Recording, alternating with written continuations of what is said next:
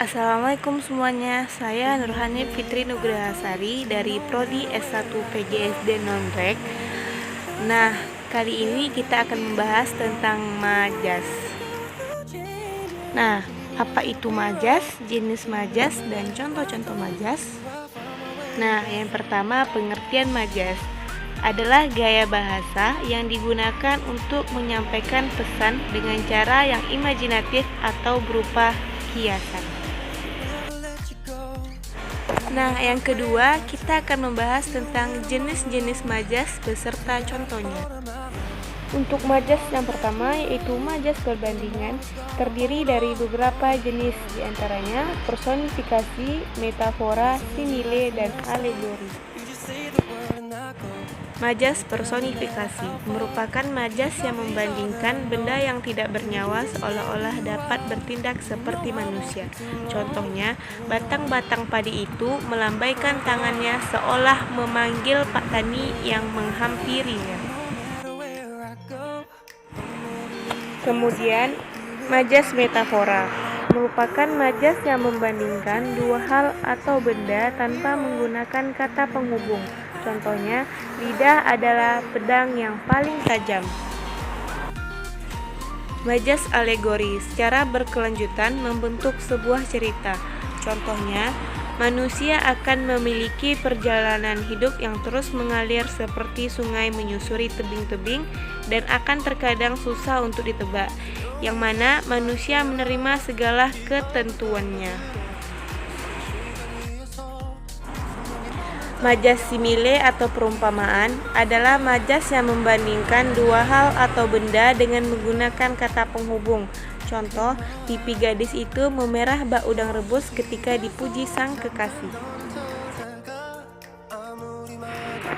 Masuk ke jenis majas yang kedua, yaitu majas pertentangan, terdiri dari hiperbola, litotes, ironi, dan oksimoron. Majas hiperbola adalah majas yang menyatakan segala sesuatu secara berlebih-lebihan. Contoh, kekayaan pengusaha itu takkan habis 7 turunan. Majas litotes adalah majas yang menyatakan sesuatu dengan merendahkan diri. Contohnya, kalau sempat singgahlah ke gubukku. Majas ironi adalah pernyataan yang bertujuan menyindir dengan menyampaikan sesuatu yang bertentangan dengan fakta yang sebenarnya. Contohnya, sungguh pintar anak itu, di antara 10 pertanyaan yang diberikan gurunya, tak satu pun yang bisa ia jawab. Majas oksimoron adalah majas yang menyatakan sesuatu secara berlawanan, bagian-bagian secara berlawanan, bagian demi bagian. Contoh, kekalahan adalah kemenangan yang tertunda, kesedihan adalah awal dari kebahagiaan. Masuk ke jenis majas yang ketiga, yaitu majas perulangan. Majas perulangan ini terdiri dari beberapa jenis, yaitu aliterasi, antanaklaris, repetisi, dan paralelisme. Majas aliterasi adalah majas yang mengelabui bunyi konsonan yang sama. Contoh, malam kelam suram, hatiku semakin muram. Majas antanaklaris merupakan majas yang menggunakan pengulangan kata yang sama namun berbeda arti. Contoh, buah hatinya menjadi buah bibir tetangganya, hatinya memintanya berhati-hati. Majas repetisi adalah majas yang mengulang-ulang kata, frase, atau klausa yang dipentingkan. Contoh, di taman inilah 2 tahun yang lalu aku bertemu dia. Di taman inilah 2 tahun yang lalu dia menyatakan cintanya kepadaku. Dan di taman inilah 2 tahun kemudian dia memupus harapanku akan cintanya.